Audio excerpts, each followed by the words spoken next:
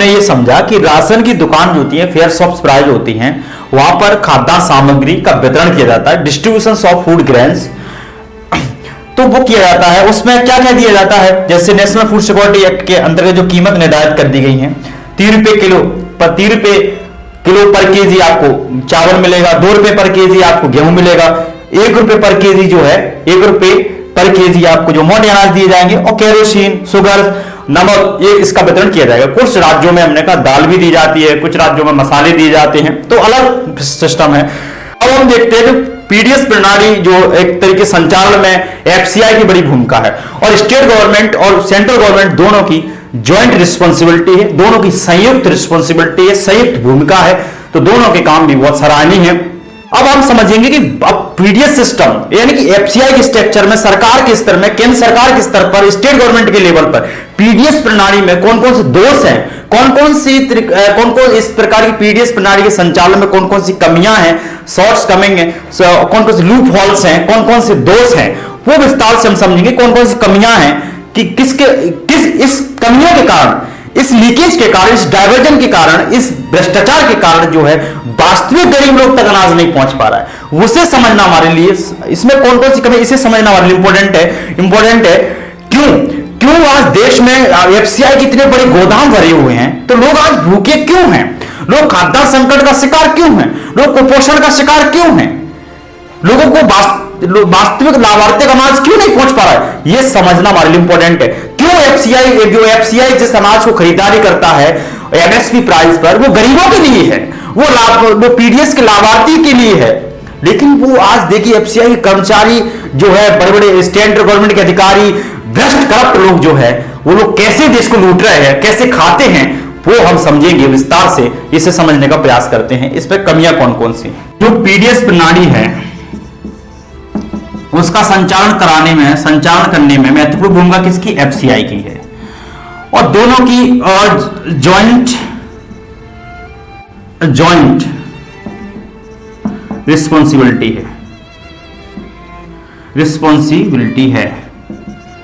Joint responsibility central government की और state government की। State government fair shops price का क्या करती है, उसकी सुपरविजन या देखरेख का काम करती है, कार्ड जारी करने का काम करती है। राशन कार्ड कौन जारी करता है, राशन कार्ड जारी करना, लाभार्थी की पहचान करना, central government FCI, central government का काम पूरा एफसीआई, इसका काम जो लास्ट काम तक है कि स्टेट गवर्नमेंट के गोदाम तक अनाज पहुंचाना, इसका लास्ट काम है। अब इसके साथ इस तरीके से देखा जाए तो इसमें एफसीआई की स्ट्रक्चर संस्था है, एफसीआई भारत सरकार का क्या पीएसयू है, इसके कर्मचारी, इसमें कर्मचारी स्टेट गवर्नमेंट के अधिकारी, इसके कर्मचारी होते हैं। स्टेट गवर्नमेंट सेंट्रल गवर्नमेंट क्या होते हैं, कर्मचारी होते हैं, अधिकारी होते हैं। अब हम देखेंगे कि पीडीएस प्रणाली का संचालन जो है किस एक्ट के तहत किया जाता है, national food security act 2013, national food security act 2013 के तहत संचालित किया जाता है। अब इसमें जितने प्रकार की स्कीम है, जैसे हमने कहा पहले टीडीएस थी, टीपीडीएस थी, target public distribution system, PDS जो 1992 में चलाई गई थी, mid day meal scheme 1995 Bharat में चलाई गई थी, अन्नपूर्णा अंत्योदय अन्न योजना, अन्नपूर्णा योजना और अंत्योदय अन्न योजना, ये स्कीम 2000 में चलाई गई थी और 2000 में चलाई गई। ये स्कीम जो है 2002 में चलाई गई थी। भारत के प्रधानमंत्री, तत्कालीन प्रधानमंत्री अटल बिहारी वाजपेयी जी द्वारा चलाई गई थी।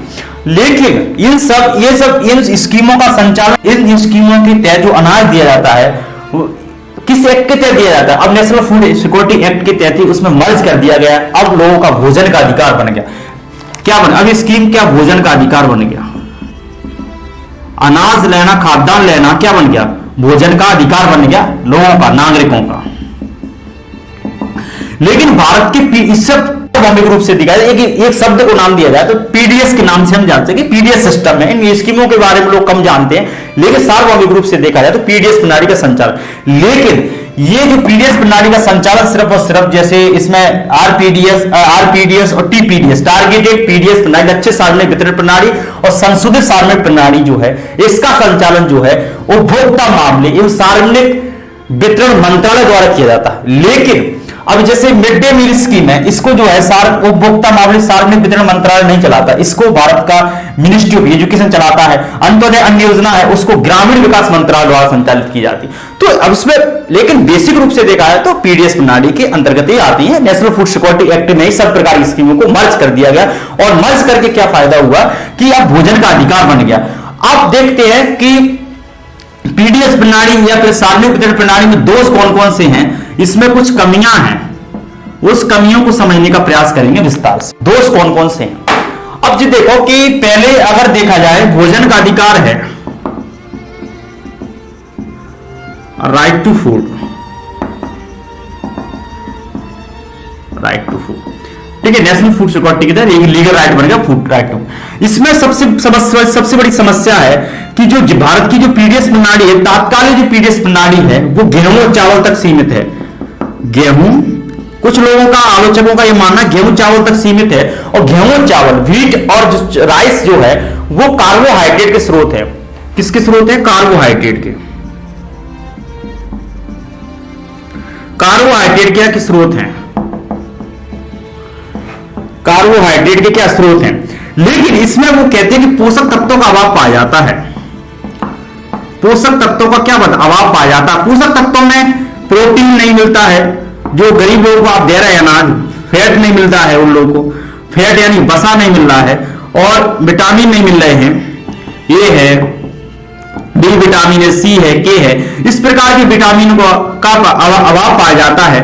प्रोटीन, फैट और विटामिन ए, बी, सी, इस तरीके से जो विटामिन पाए, बहुत सारे विटामिन होते हैं, उनका अभाव होता है। खाद्यान्न सामग्री यानी जो खाद्यान्न, जो अनाज जो वितरित किए जाते हैं उसमें पोषक तत्वों का अभाव होता है, इस प्रकार के तत्वों का अभाव होता है। इस कारण क्या होता है, वो भोजन जो लोगों को अनाज मिलता है वो न्यूट्रिशन से युक्त नहीं होता है, वो उसमें पोषक तत्वों का अभाव होता है, तो पौष्टिक आहार नहीं होता है, जिस कारण उनके स्वास्थ्य पर, इस लोगों के, गरीब लोगों के स्वास्थ्य पर प्रतिकूल प्रभाव पड़ता है, क्योंकि उस तक कार्बोहाइड्रेट या तो कार्बोहाइड्रेट तक सीमित होता है गेहूं और चावल।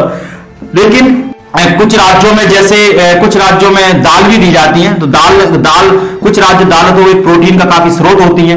लेकिन मिड डे मील स्कीम जो है कर्नाटक स्टेट ने ये पहल की गई कि अब मिड डे मील स्कीम के अंतर्गत जो बच्चों को जो खाद्यान्न दिया जाता है, जो भोजन दिया जाता है, भोजन दिया जाता है स्कूलों में मिडिल स्कूल तक, अब उसमें हम अंडा दिए जाएंगे, अंडे खाने में अंडे दिए जाएंगे। तो अंडे क्यों दिए जाएंगे? क्योंकि इससे लोगों के बच्चों के जो मानसिक विकास और शारीरिक विकास पर इसका अनुकूल प्रभाव पड़ेगा।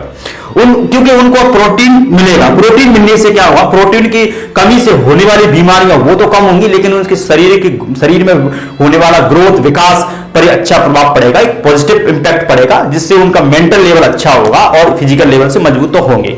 लेकिन अभी तक भारत में देखा था पीडीएस प्रणाली भारत में गेहूं और चावल तक सीमित है, और जो कार्बोहाइड्रेट के स्रोत है, और कार्बोहाइड्रेट में देखा जाए तो ये, और मानव शरीर को आप पढ़ेंगे, बायोलॉजी में आप पढ़ोगे तो मानव शरीर को कार्बोहाइड्रेट की आवश्यकता होती है, क्योंकि कार्बोहाइड्रेट ऊर्जा का स्रोत है, एनर्जी यहीं से मिलती है। लेकिन इसके साथ साथ मानव शरीर के स्वस्थ मानव शरीर के लिए फैट की भी जरूरत है, प्रोटीन की भी जरूरत है आवश्यकता अनुसार, और विटामिन की भी जरूरत है। तो vitamin A, B, C, D, इस प्रकार के विटामिन, जैसे विटामिन ए की कमी से रतौंधी रोग होता है तो लोगों को दिखना थोड़ा धुंधला दिखाई देता है, तो विटामिन ए भी तो बहुत जरूरी है। और कुछ ये भी कमियां हैं। और हम देखते हैं कि राशन कार्ड को लेकर काफी प्रॉब्लम है। राशन कार्ड को दूसरी समस्या देखा जाए, दूसरी कमी देखा जाए, दूसरी कमियां देखा जाए तो राशन कार्ड को लेकर है। राशन कार्ड जो है, राशन कार्ड जारी करने का अधिकार जो है स्टेट गवर्नमेंट को है। आप इस सेंट्रल गवर्नमेंट जारी नहीं करती। इस राशन कार्ड के माध्यम से ही लाभार्थी की पहचान की जाती है, उसकी डिटरमाइन ऑफ द बेनिफिशियरी, किसके माध्यम से? Through by ration card.